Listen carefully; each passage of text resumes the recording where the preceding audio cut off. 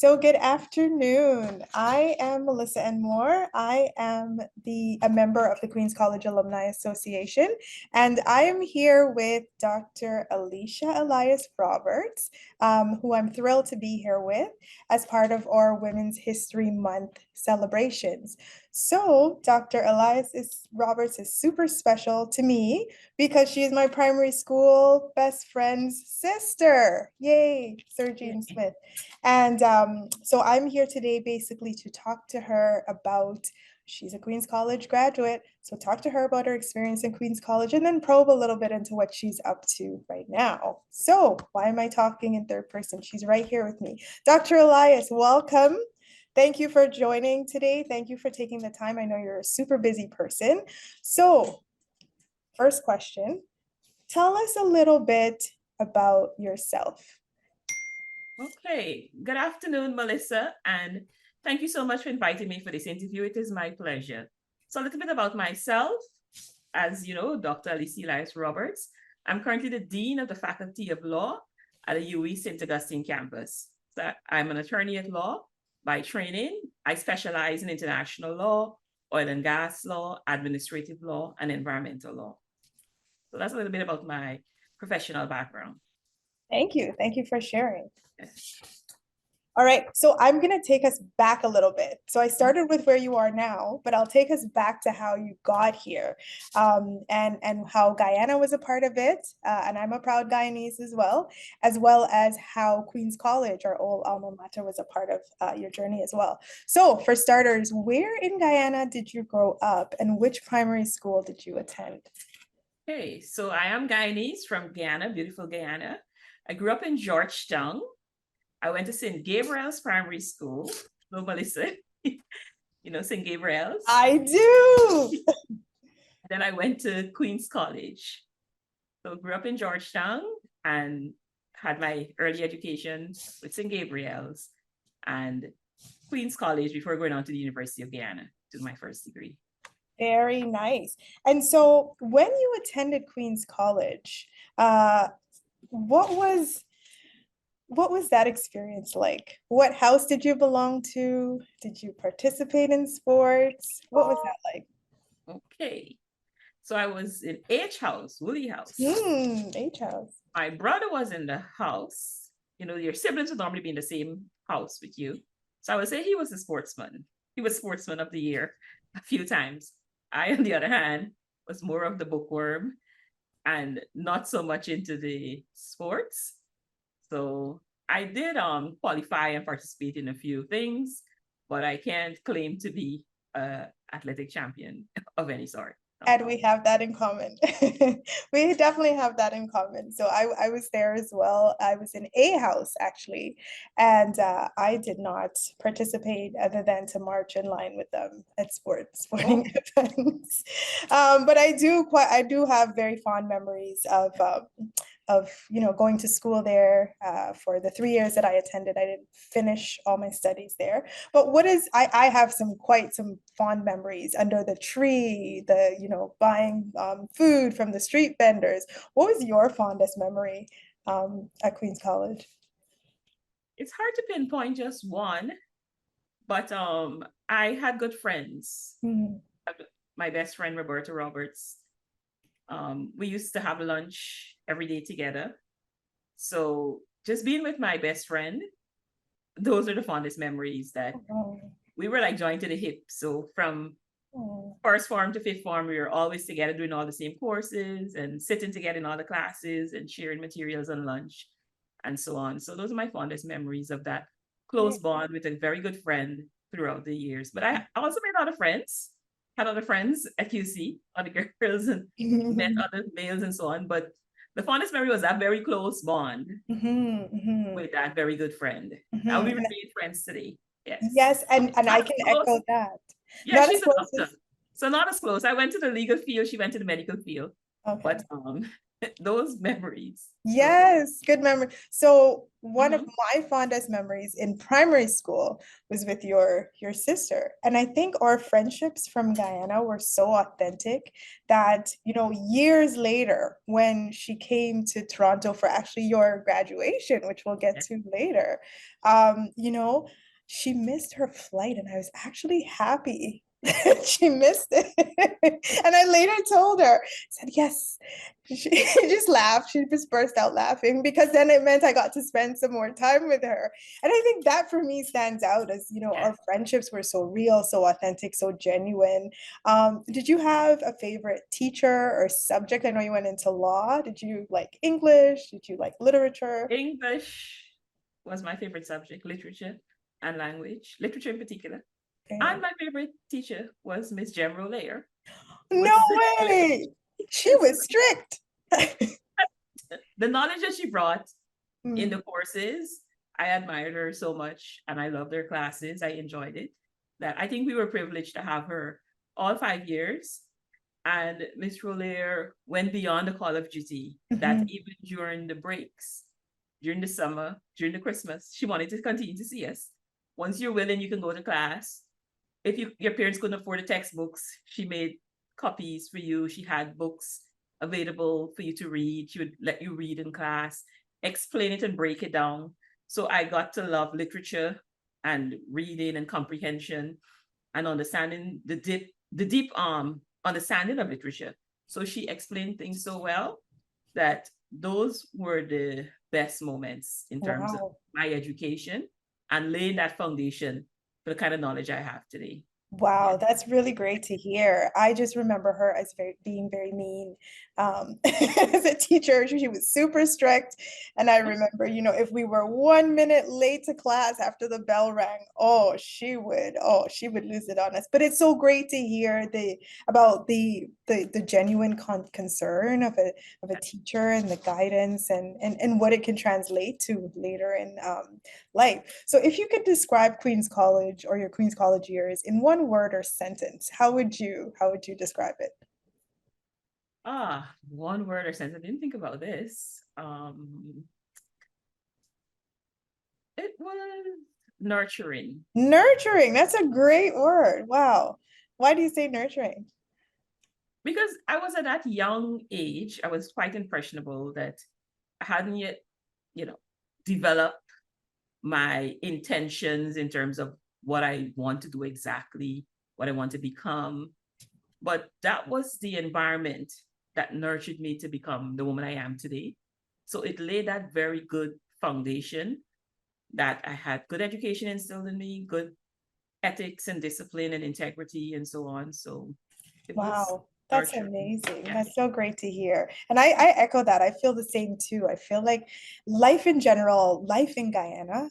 helped us in so many ways become the people that we are, especially when we look around at the world right now. It's so instrumental. So Queen's College happened, and then you went on to pursue post-secondary studies. Tell me about that journey. Okay, so I studied and I studied and I I bet you did. studied in Guyana. I studied in England. I studied in the USA, and I studied in Canada. So it was an academic vacation. It wasn't all at once, but I first studied at the University of Guyana. So I got my law degree there, and I was offered the opportunity to join the faculty, well, the Department of Law there, as an assistant lecturer, and I did. And after that, I pursued a master's in law at the University of Oxford in the UK. And then I did a specialized master's in Houston, Texas, in oil and gas, so energy, Um, environment, and natural resource law. So I did general masters, and I did more specialized masters before returning to teach, working with CARICOM also and various international organizations, and later on joining the faculty at UWI St. Augustine, the Faculty of Law, before I went on to do the PhD, specializing in oil and gas law. Yeah. wow. So you talk about it as if it's so matter of fact, but I know it was a lot of work, a lot of sacrifice. Mhm. Um, where was your best, or which country did you enjoy the most? Canada? So that is hard. But they're all different, different experiences. So like Guyana was at home, I could still go to mommy at home and she would have breakfast and so on. In the UK, the first time I was independent by myself, responsible for my own meals, my own laundry, everything. So that was a reality check. Change, definitely. And the work, I had a lot of reading, a lot of demand. Mm-hmm. So I learned to read and read and read fast Mm-hmm. because the expectation was like cover these 2 books over the weekend and come back next Whoa, week and tell me what you learned from it. whoa, books over Had the no social weekend. life, had to just read, read, read many nights, just up all night reading because the tutorial sessions and the seminars would sometimes just be you and the professor. Oh, no way. Yes, very Oh. small groups or just you and the Mm-hmm. person. So you couldn't bluff and say, I'll hide in this classroom and they would Mm-hmm. notice me not Mm-hmm. participating because it is you. Yeah. Oh, that's So scary. that required a lot of focus, a lot of discipline. But the knowledge was so great and the interaction with all of the professors and the legal experts, first class. So I understand why it's a top university. Mm-hmm. I went to the USA. It was a bit more relaxed because I was able to just focus in and specialize in this one area that I really, really love, the environment. By then I realized that oil and gas and the environment, natural resource, those were my areas. Mm. And I got a little time while in the US, because it was an entire year, to go and spend vacations with family in Okay, that's Florida and New York. So that was kind of nice. Whereas in the UK, I didn't have family well, I had family in London, but I didn't have the connection to mm. visit anyone. It was just like focus, focus, focus, and study. Mm. But in the US, I had a little bit of vacation in between. Okay. I love the area that I specialize in. I actually worked in a campus too, so it was a real nice environment of meeting people and friends, and it was a bit more relaxed when I got to the US, a little more time to socialize. Mm-hmm. Then Canada, it's a different kettle of fish with the PhD and the demands of the PhD. Mm-hmm. I started off as a full-time student, took sabbatical, but then I Mm-hmm. had to return to work, Okay. and returning to work and finding time to do a PhD, it's brutal. I Return to might work, add, at one of the most prestigious universities in yes, Canada, the Queen's Queen's University. University. So it was very demanding. And I literally had to stay up many, many nights, sometimes all weekend, just editing your work, researching, putting it together. It's a labor of love, though, that I knew I wanted to publish and write in that area. So it's a lot of sacrifice for going, like telling your family, I can't go out, I can't do this, or else Mm-hmm. I won't get this finished, I have to Mm-hmm. prioritize. So it was very, very demanding. But in Canada, I also got the opportunity to travel around. I took some time to visit like Niagara Falls and different places Nice. in Canada, Nice. enjoying because it was a few years, of doing this PhD. So I got to really enjoy Canada. It was lovely. Nice. So different experience in different jurisdictions, and Mm. it's hard to say this was the best. Yeah. Yeah, but I'll say it was Yeah. the best. So you mentioned the sacrifice, and you mentioned your obviously you have to be disciplined to be able to not just start but finish, and not just progress from undergrad studies but to graduate studies, and Mhm. all the way up to the PhD. What role do you think Queen's College played in setting you up to live such a disciplined life, to have such structure and rigor in academia, where you could manage not just full-time like academic studies or just studies, but you can also balance a career, which it's not an ordinary career. You have a pretty extraordinary career and your studies, and you're still sane and smiling. How Yes. how did Well, Queen's College help provide that? yes, Melissa, from what I said earlier, I think you know the answer that with courses like literature and the English language courses, where Miss Rollier was so disciplined in terms of covering so many books with us that if you sit back and you look like, oh, you want me to read all 12 books and do this and do that, it looks like a lot. But she made it fun and enjoyable and Mm, would pace us through. So getting that discipline of reading and comprehension, because the law is a lot of reading and comprehension. So Mhm. some people say I'm a visual learner, I'm an oral learner, different types of learners. But in law, the read write is one of the types of learners that you have to be to excel, that you have to be able to read a lot of literature, because a lot of the law isn't out there in a dramatic form that you can see Right. it visually. You have to just read and comprehend. And getting that kind of skill from Queen's College, that foundational skill set. Of course, the other courses in history and geography and social studies and these different things help to make me more rounded. Mhm. But I think for me, the English language and literature played a major role in terms of my comprehension skills Mhm. and my discipline and my ethic, my work ethics to read and so on. So Mhm. that, when you do courses at the undergraduate level, you get a lot of cases, could be hundreds of cases to read and Jeez. cover. And I would just sit, read, and summarize and so on because Wow. I had that discipline within me.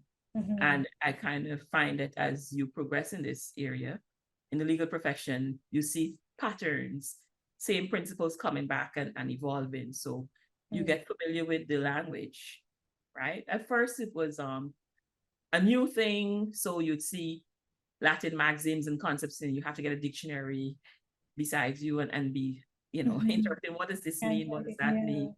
When it's all new. But with discipline, it gets easier that over a period of time, you're like, okay, I'm familiar with that. I recall that. I know this. Mhm. So you build upon those same principles and that knowledge. And then you learn to be critical of it and to interrogate it. And it becomes fun for me, at least. So Fun. Glad to hear. Glad to hear the fun word. Yeah. Great. And you mentioned your family and them having to understand, like, for example, this weekend, we can't go to a barbecue, or I can't come to the barbecue. I have to study.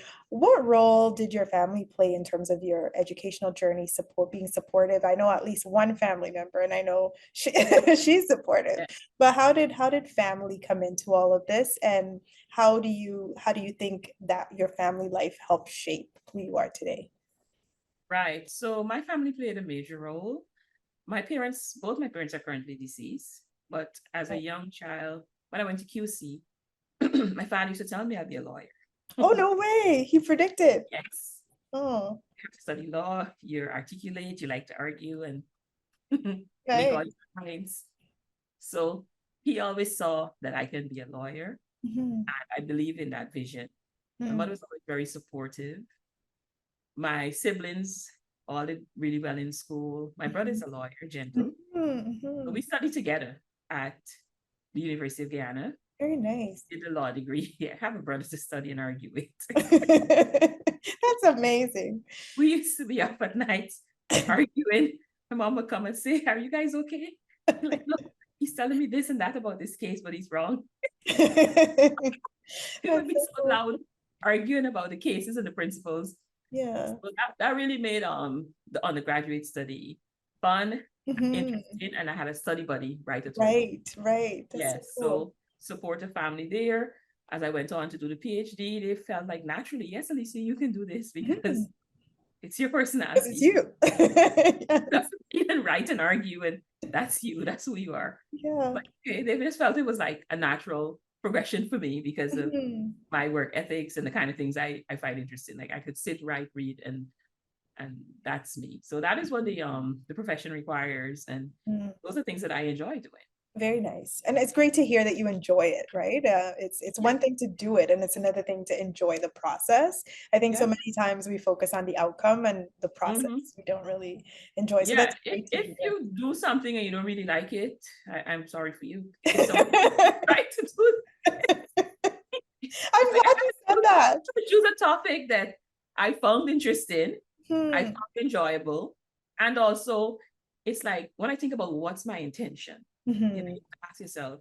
So for the young women listening to this, when it will be Thank you. recorded, they would want to think about their intention. Mhm.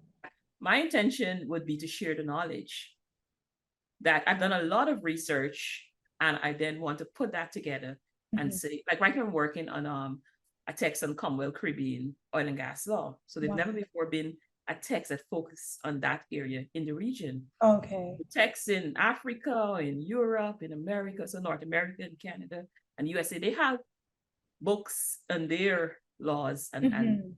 it explains all the principles. We don't have any in the region. Okay. So I'm Okay. creating that legal text so students can, and practitioners and others can read and learn about Mhm. this area. Oh gosh, And the that's intention, exciting. Can we pause and just say that that is exciting? Are you excited? I'm excited for you. yes, and Wow. the intention is that I've done all of this work and I want to kind of archive it and have it in one place to say I'm publishing Mhm. this. So it's not just about, oh, a lot of royalties and money, because I'm not getting a good deal, standard deal. But the real intention is the knowledge, to disseminate this knowledge, to help others to understand this area, to break it down into a simple way in which you can understand. So whenever I do something, I try to put my best foot forward. Like even if I'm Mhm. giving a lecture, I'm like, okay, how can I make this simple for the students and break it Mhm. down so they can understand? So the Wow. intention is always to try to facilitate that learning and the Mhm. sharing of knowledge. And that's what I enjoy doing. So Mhm. I'm the kind of person like giving, I love that. So Yeah. that's I get the joy from. Yeah. That's so great to hear. And I'm so glad you mentioned intention and enjoying what you do because, we're both from Guyana. We both have Mhm. Guyanese parents and Caribbean parents in general, whether it's because of they operated so many times in survival mode. We weren't really taught, or maybe for me, we weren't really taught to ask ourselves, do I enjoy this? Is this something that I really want to do? And how can I contribute to the world? Like you were saying, how Yeah. can I give back? How can, the world be better because I'm here? So I Mhm. think, again, for the women listening, yes, a lot of the time our parents they mean well for us and they want us to focus on something that's going to end in our being successful or the outcome being, we are successful in their eyes. But I think thinking about the intention behind it is really important. So I'm really glad you mentioned that. And in terms of the sustainability, you can see that you were able to carry on in your academic journey and progress because you enjoy it. And here you are thinking of what's next in a textbook. I can't wait for that textbook to come out. And I didn't ask, but why oil and gas? How did you come to say this is my niche and this is what I want to specialize in? So I got offered a scholarship in energy, environment, and natural resource law. Wow. And I took up the opportunity. It was through the OAS, the Organization of American States, Oh, okay. a Okay. basketball office based in Harvard, that they were promoting Latin America and the Caribbean countries Oh, okay. and professionals in that area. And I'd done some bit of international environmental law at Oxford, learning about like climate change, the treaties on ozone, maritime pollution, different areas of the environment. And I wanted to see the other side in terms of oil, gas, exploration, production, and learning the history of the extractive industries. Mm. And the US in Texas, that's the main area where they study Mhm. that. Mhm. Excuse me. So that's how I came about studying, in Wow. the area. I took up the opportunity, and that was many years even before Guyana announced it had oil. Well, this is where I'm going. Like I thought, did you see this Yeah, coming? I Did from you? before. And I recall one time I was in Guyana. I met with a colleague that I studied law with, the undergraduate degree. And he saw me in Crow Street and he was like, "What are you doing? How is life and stuff?" And I was back home. And I said, "Yeah, I got these different degrees." And he was like, "Which areas and stuff?" So I told him oil and gas. He was like, "That is not even relevant. Why would you study?" Oh no! Oh my He said gosh! that. Oh So no! there are people who were like, "Why would you study that?" Mm-hmm. But later on, it became useful in Trinidad when I started here. In 2011, I joined the faculty of law here. Okay. And Principal Sankat at the time, he was the principal of the St. Augustine campus at UE in Trinidad and Tobago. And he told me, he said, Alicia, because of your background in this area, develop courses in oil and gas here because there was no oil and gas law course offered as part of the LLB Oh program. my goodness! Yeah, Yes. so I developed a course. I spoke with practitioners in Trinidad, stakeholders from the national oil company here, Petrotrin, it's now wound up. I spoke with oil companies operating here like BP, Shell, and so on, EOG.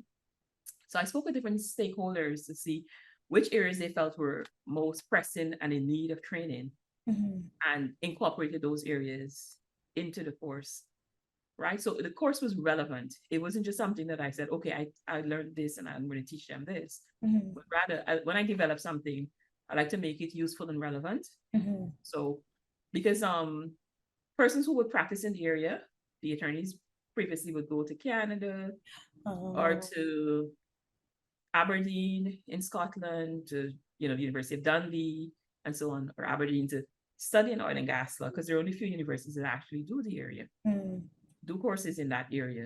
Mm-hmm. So when I developed the course here and I started to do training and conferences, it was a big hit. That's where I was Mm-hmm. like, yes, we have this. I also so it's so much that I've done, and I'm Yes. in that area. Oh my good. And I just have to say, Mhm. thank you for showing and encouraging us through your actions that just because somebody might not see the vision that you see doesn't mean they should distract you from where you're headed or what it is you want to do, even if it's the unpopular Yeah. opinion. So thanks for sharing that, because I think that's a big point, especially for the younger girls, at QC right now. A lot of the time we're tempted to do what's popular or what everybody else is doing, and the road less traveled often has some of the biggest rewards if we kind of stick to it. So thanks for mentioning that. If I can say something, Melissa, that with my whole career, I have taken the unpopular road. Oh, no That way. after getting the law degree, most of I think most of the peers went on to the Wooden Law School to get the LEC, the Legal Education Certificate, to return to practice. But I don't do that. Okay. I Okay. went into working in academia, teaching, and then went on to do my master's and continue teaching. Mm. In instances where I did a little bit of practice here and there, I went to Wooden and did a 6 months transitional course. So I'm an attorney in New York. I did a New York bar exam. Okay. Congrats. So I'm an attorney at law admitted to practice in the US.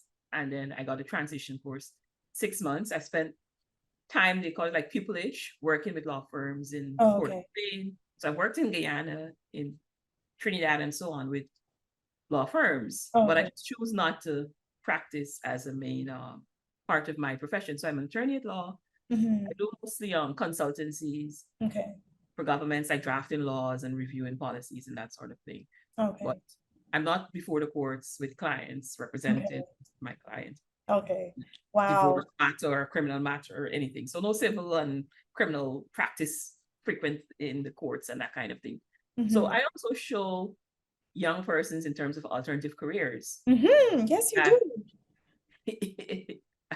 you Yeah. can get a law degree, but it doesn't mean you put on a suit a year before Exactly. and you're Exactly. practicing that. I have a degree, Exactly. but I do academic work, I do consultancies, Yes. and And so it's so important because it's something that's needed in the region, like yeah. that textbook and so on. Now, and even you being able to offer Mhm. courses to students and Yeah. avoiding them having to go internationally to learn, like that's a huge Mhm. win for us Caribbean folk, regardless of whether Yeah. we're there or not. So kudos to you. And you've done so much. Like when I listen to you talk, a retired person kind of comes to mind in terms of the amount that you fit into your career. So I hope you're reflecting on it and just really proud. Like I'm just super proud just hearing you, talk about it. Is there anything next? I mean, the textbook, but Oh, what's yeah. next? Is A there lot of anything left to do? yes, a lot of publications. So I'm Okay, working okay, on a number of publications that in my university I intend to become a professor. okay, okay. Publications will help with that progression to professorship. So that is next. And then in the region, I want to continue to contribute to laws and policies and legal jurisprudence. So Mhm. that is next in terms of the intention to impart more knowledge. And if Mhm. I worked years in a particular area and I want to make that major contribution, I can say, you know what, I spent like 30, 40 years working and studying this area. I Mhm. think I can put it together in a really comprehensive way and make a mark.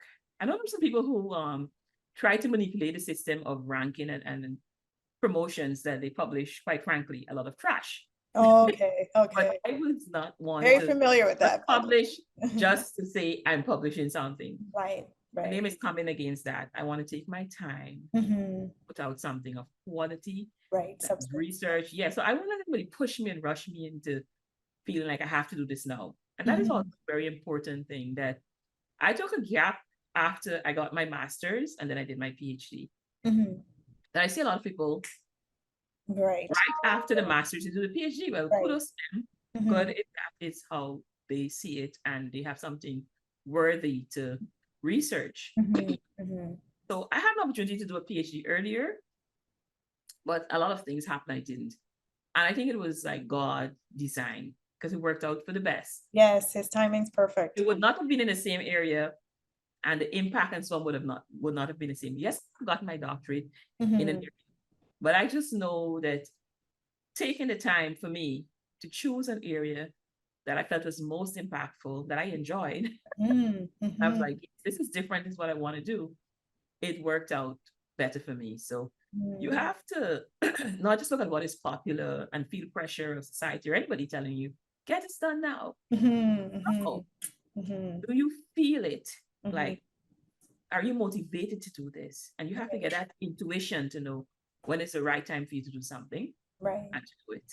Yeah. Right. I'm so glad you said that as well, because a lot of us, feel the pressure to perform and to keep performing and to stay with our peers in terms of the academic journey. Like you were saying, okay, you Mm-hmm. finish your 4 years of undergrad or however long it takes, you finish your master's 2, 3 years, and then you go right on.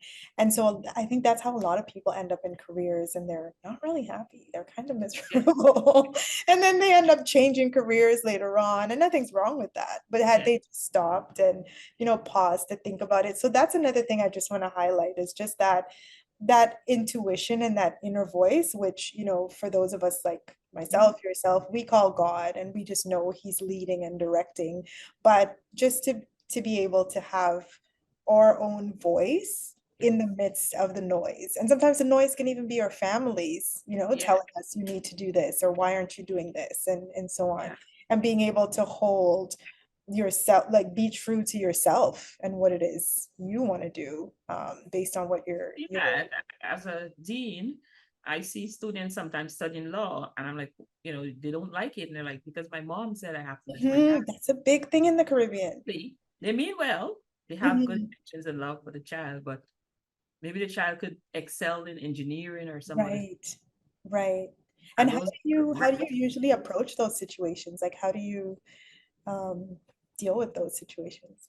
Well, I would advise the student about careers that the reality is if you're living with your family, you need to be supported. Mhm, Then you have to do what you have to do, but you can always change afterwards. mhm, When mhm, you're on your own and you're independent, you can study what you really like to do, or you may grow to love something, you may mhm, grow into it. mhm. So it's Yeah. a dynamic situation with many different sides. And I see students struggling, but it's also that the parents would have to be educated, Mhm, that they have to understand that the child has to live their own lives and mhm. not you living your life through your child. Like, Projecting, yes. A lot of you our didn't parents get project. this, so you're trying to prove a point through your child. Mhm, This could mhm. be obtained.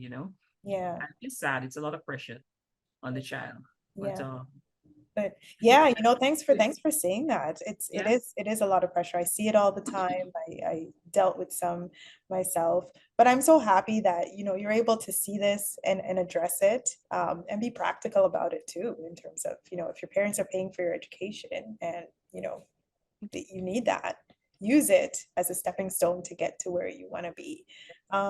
So I guess just pulling it all together, Mhm. you've done so much in your career.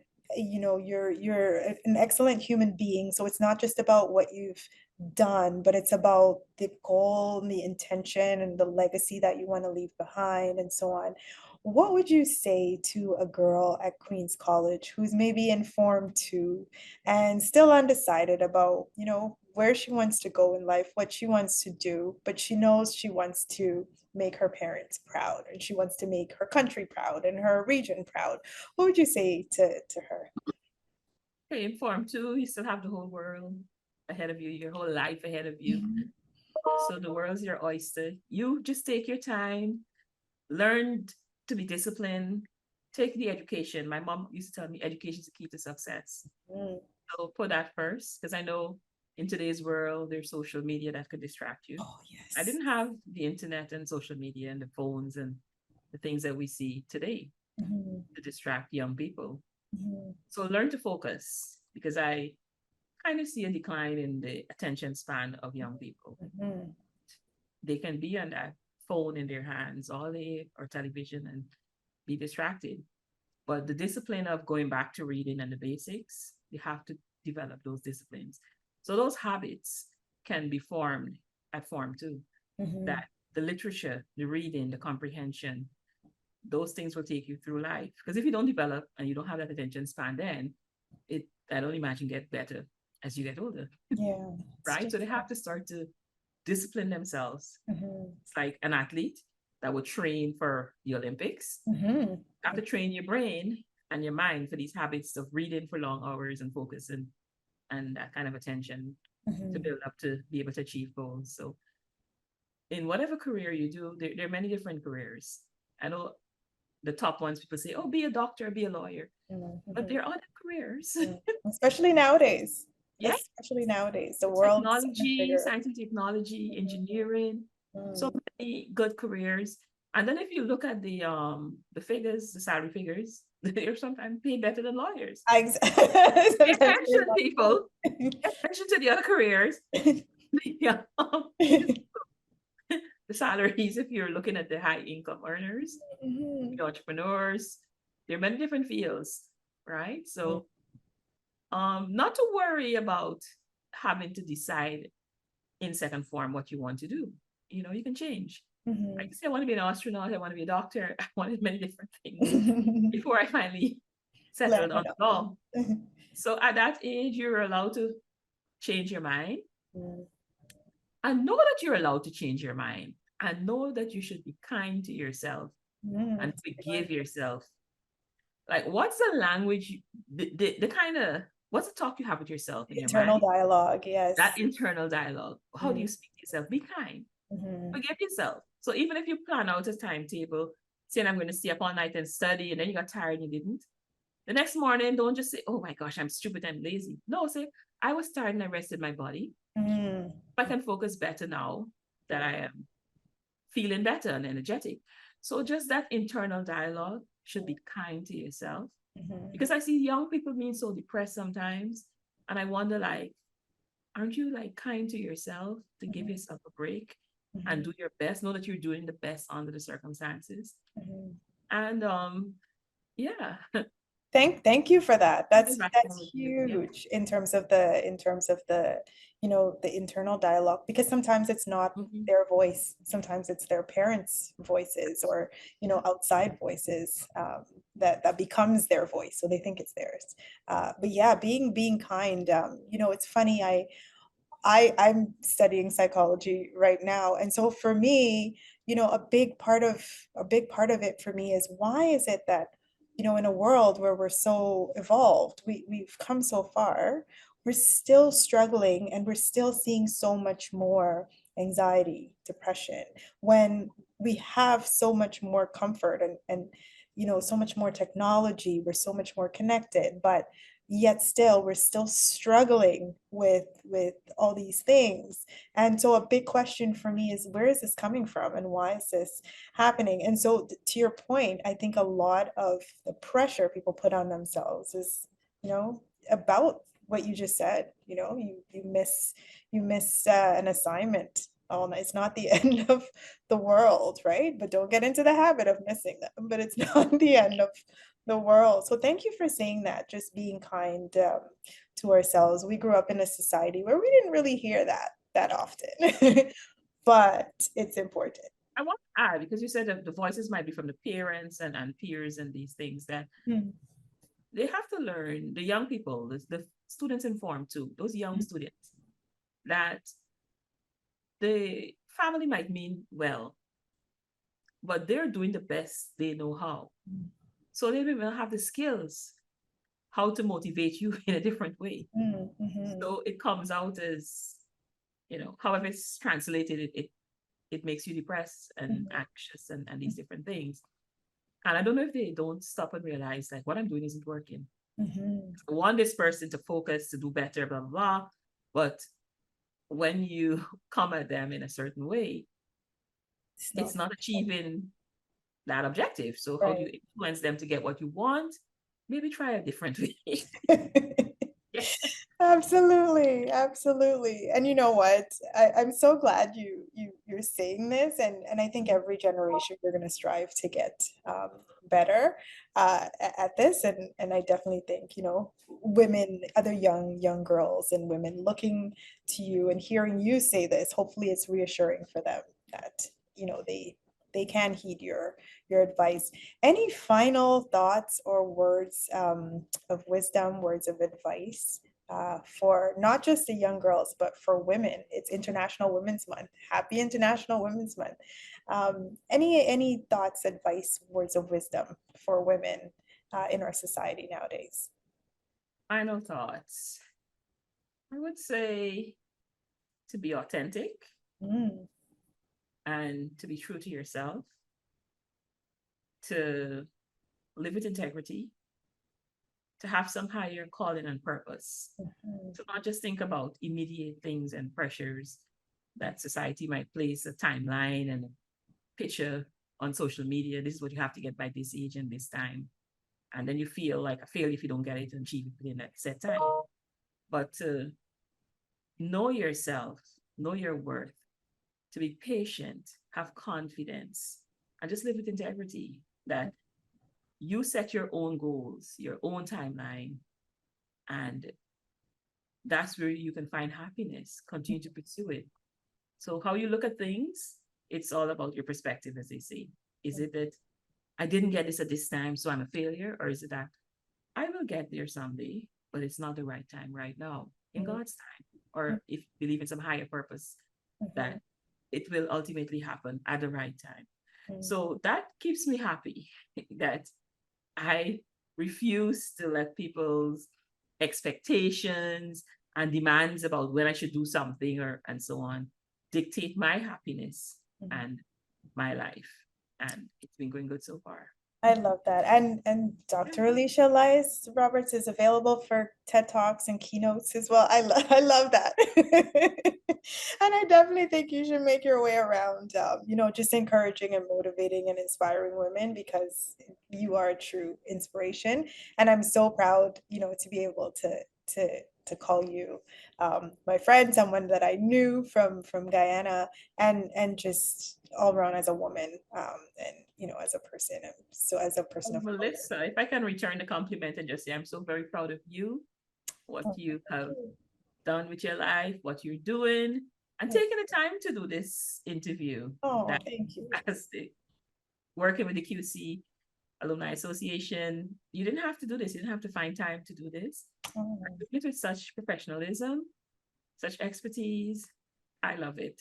So oh, to you, and I admire you too, and I salute you. oh, So thank you. continue to do what Thank you're you so doing. much. Thank you so much. I appreciate it. And with that, we will call it a day, and happy International Women's Month to all the women listening and to the men who support us. So again, thank you, Dr. Alicia Elias.